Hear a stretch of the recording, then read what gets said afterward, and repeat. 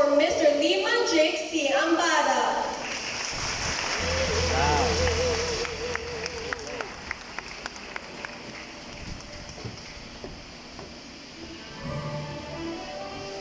Thank you, Lira, right, for the very encouraging introduction. Although she's not here, our dear principal, would like to thank her for having me here in this completing exercise. Esteemed guests, teachers, especially to our special program in science, technology, and engineering, Ma'am Maria Ares A. Pastadero, and parents, dear completers of batch 2024, the Meta Colleagues, it is an honor for me to congratulate you all for a job well done throughout the years of your learning here in the Iloilo National High School, SPST, formerly SSC. I want to start this congratulatory message for you, dear completers, with a message from one of the literary luminaries and esteemed philosophers in history. I don't know if you know Sir Ralph Waldo Emerson. And I quote, I hope you're familiar with him. Mamay nos kung di mo familiar. Alright? And I quote, his quote is, it's not the destination, it's the journey. In behalf of the Kineticists 99, who are celebrating our Silver Jubilee Homecoming, I stand before you today to tell you our story. Don't worry, I made the story short. This is a story about dreaming and fighting for those dreams, fighting for a better future, together as brothers and sisters whose brotherhood and sisterhood were forged within these enchanted halls of Minerva, the ILHS.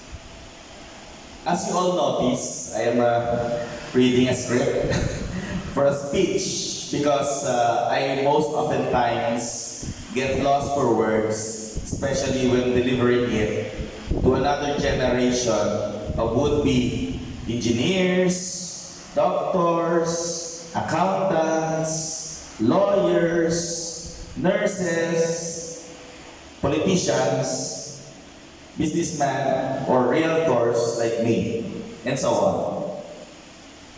So indulge with me for now. I hope with this speech, I won't disappoint Ma'am Bernadette Franco, our English teacher, who is now teaching in the United States of America. Am I right? She's our teacher in speech and drama. We have that subject for the whole, I think it's a whole year of that subject, speech and drama and public speaking. I love our class with her, all the workshops, the literal, above the table oration. We makeshift our tables, a stage to practice public speaking, or else minus. Alright? So, what else could be worse than fighting stage fright? I also do wish I don't bore you with my story. I hope not. I must say that our class in these subjects helped us through our careers after our formal education. It is good to have public speaking as a subject to learn for kids. Sa inyo, you need to learn public speaking as a subject in high school. You will never know who they would become. They might just become one of the most effective and inspiring public speakers who will shape the future of society. Who knows? they would also someday speak and inspire another generation of learners. So, thank you INHS, it helps. To continue about our story as a batch and how SSD of INHS shaped our desire to be better than we were every day of our stay in this beloved educational institution. Equally interesting is how we became who we are now by this camaraderie we share with each other. How our families became intertwined and how the batch Kineticist 99 became a one big happy family that withstood the crests and troughs of the sailing journey of life. I am telling you the story of how we became to be kineticists and how kinematically our high school lives became. It all started when I aspired to study in Iloilo City. Modesty aside, being among the top of my class in the suburb elementary school in the municipality of Leganes, I, like you, who love science, English, math, took the entrance examination for the special science class program. Actually, I didn't make it to the top 15, so flanker ako. Actually, actually 15 students lang from the whole province, ma'am, right? And 15 students from the whole city, so it's very challenging. So, fortunately, I got qualified to the program because slots open when qualified students prefer to study in PSI or the Philippine Science High School over SSC. So I made it to the list of 30 from the best of the best. We became batch 99. I call it divine providence when I qualified. The entrance exam is otherworldly. That makes the qualifiers to really be a cut above the rest. The first day of school came. As freshmen, we introduced ourselves in class. And I was amazed by how accomplished my fellow SSC Greenhorns were in their elementary days. If not valedictorians, salutatorians, my classmates were honorable mentions in their respective primary schools. Actually, I was intimidated. Most of my classmates were blessed in terms of resources and actually have access to educational tools that a simple Leganes native couldn't. But as days went by, when I get to know my classmates, I realized we share the same interests in English, science, math, and technology. The best of the private schools mingled with that of the public schools. The urban kids coalesced with the rural kids. It was a relief and a blessing to have humble batchmates. Although may mga classmates with mga arte, we were beyond incorrigible because of our hyperactivity. Then came to the point where we were asked to name our batch. We were one day on the history class of Ma'am Uling, Ma'am Teres, she's retired now, that came up the idea of a batch name. The options for the batch name were quantum leapers or kineticists.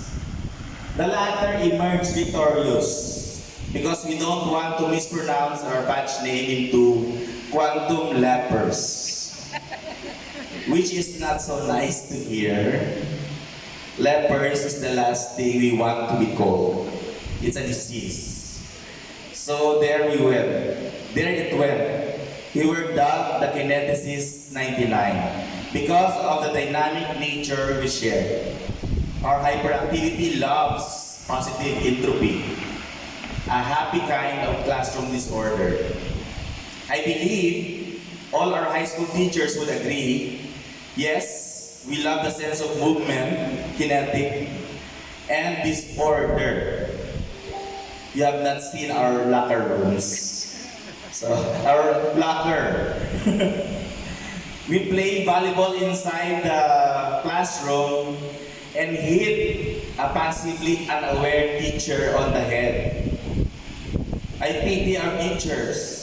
I would like to take the opportunity, subong pala after 25 years, now to apologize to our high school teachers who were back then just a few years of service in the teaching profession for our katontohan and kaartihan that you have to deal with from our freshman to our senior years of high school education. Our teachers could not fathom or decipher why on earth we got perfect scores on our homework but flunked the exam. When similar problems were presented on both. Of course, the explanation is a legendary. Our homeworks we copy, and then our exam we answer according to our feelings.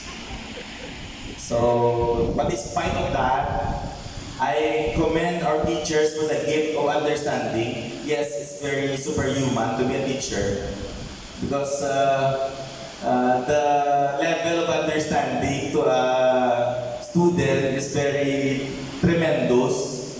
Because as a teacher also, I realize if you have no sense of understanding, it's better not to become a teacher. So, I commend our teacher for the gift of understanding. It gave most of us a chance to pass the subjects, especially geometry, calculus, chemistry, physics, or even English, or Filipino, worse.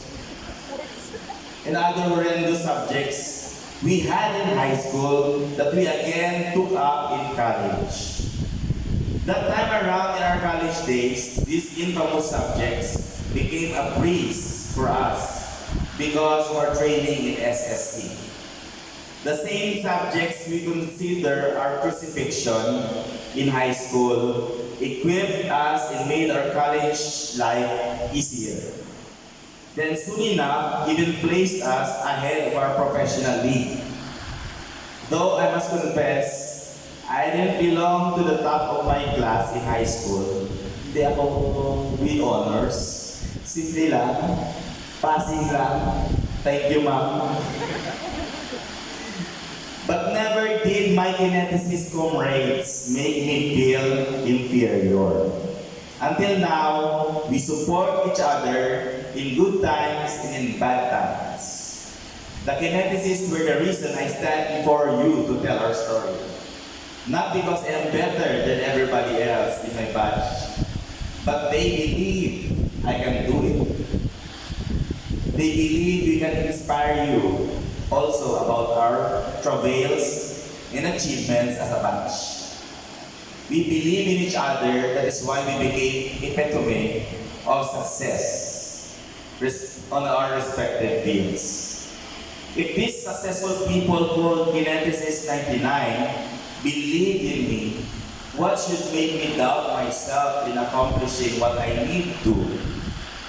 My success is not just about myself, but about my stay in SSC, made bearable by the kineticists. We thrived in SSC from the age of typewriters. Sino nakita sa typewriter na manual? Damo pa! And floppy disks. Sino nakita sa floppy disk? 3.5 megabytes. Meron pag-it? Age of AI na nasubong cloud computing. Okay? More so, I did not survive life in general without the moral support of my batchmates. Our connection with each other is just unbreakable. As a newbie real estate broker years ago, it was my fellow Kine who bought real estate properties from me. That was a simple gesture of support I could never, ever forget. Every Christmas season, we batchmates gather, celebrate the season, the presence of each other, and we celebrate our high school that happened like it was just yesterday.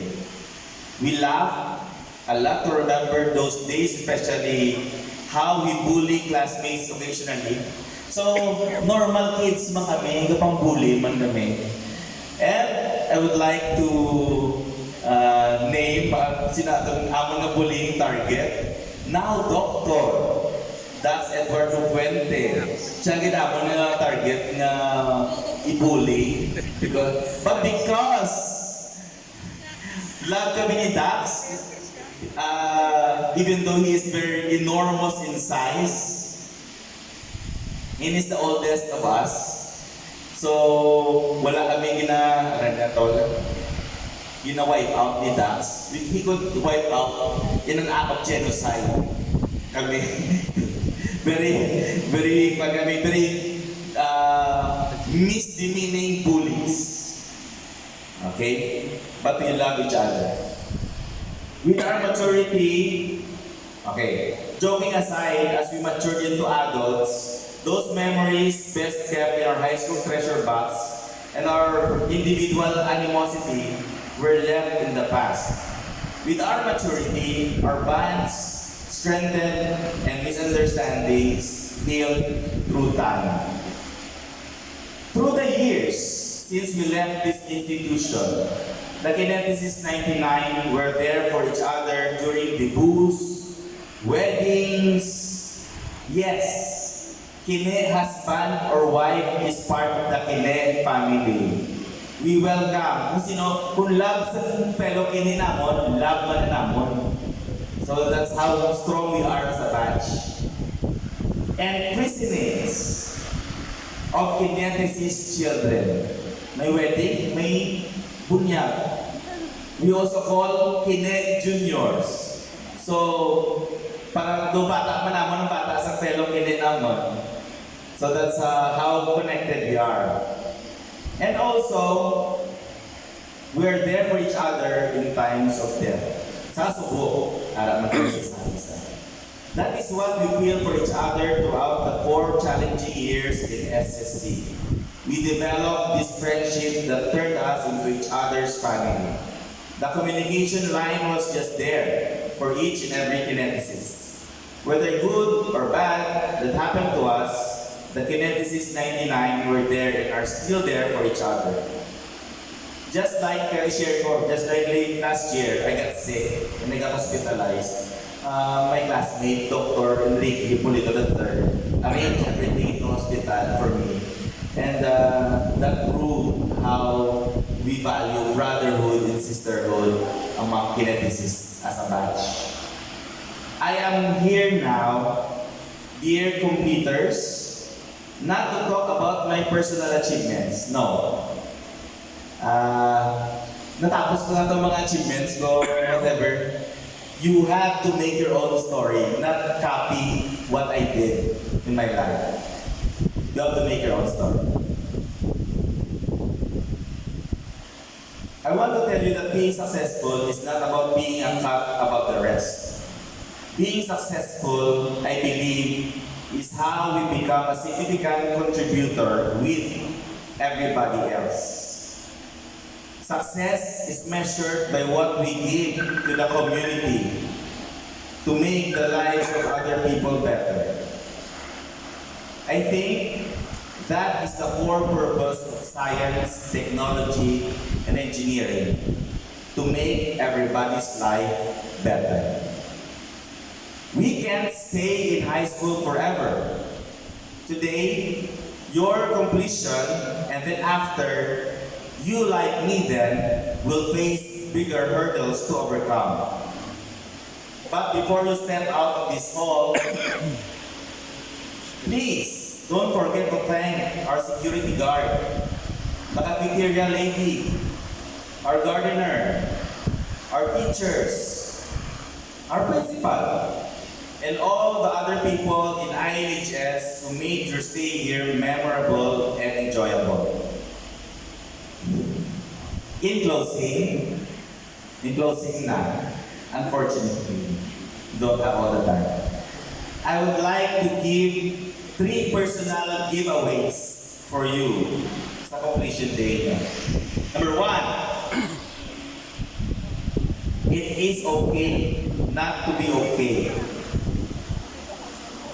Whenever you are dealing with conflicts internally or externally, always remember there is always a way out just by simply reaching out. Let your batchmates, friends, and family usher you out of your struggles. Help is always at bay. We only have to accept that we need it in our life. Always remember that mental health is as important as we progress to higher degrees of learning. Push yourself a little further, but not too much. I remember kineticists rushing to the aid of one another to help financially and emotionally our fellow kineticists. Sa bata, na-remember ako ng batang asawa sa fellow kineticist namon, mga young professionals pa kami. Wala pa kami capacity yun financially. So, bago sa nagpapakayo muli ang isa ka kineticist, Mare, iwan lang, forward lang ang message. Forward lang sa mga classmates na ako wala ko sumata, kaya gisugod pala ko, wala pa ko extra. Basta nga nagkapuan sa mga kineticist na may ara, nagmuli sila. So, dito ko na-prove na as a batchmate, we are very, very in a solid kind of connection. Okay? Number 2, isa pa, IQ works better than EQ. Mali. IQ works better with EQ. Mali ako na preposition. Alright? You may be gifted with a high IQ, intelligence quotient, but you will never be significant and useful enough with IQ alone. Learn to develop your EQ or emotional quotient. Studies show that EQ is equally important with IQ. As you go some few steps further in your academic life, learn to be empathetically understanding to your batchmates, friends, and family. We all go through different things in our life. Often, we need to be intelligent in how to handle not only academic problems, but also relationship problems. Okay na? Number 2 na. So lastly, my most important message is to carry with you in your journey to senior high school or college, senior high school is the attitude of gratitude. It doesn't cost much to say thank you to people around you, to God, or even to your own self. In my training as a real estate professional and a businessman, I learned that being grateful in whatever circumstances of life is the key to open more doors of a gamut of opportunities and blessings. It worked for me, and so will it for you. As I quoted earlier, it's not the destination, it's the journey. I would like to add, it's not the destination, it's the journey and the companions. Cherish one another, and may you all have a blessed and a happy journey ahead. God bless you all. God bless the Iloilo National High School Special Program in Science, Technology, and Engineering. Thank you and mabuhay!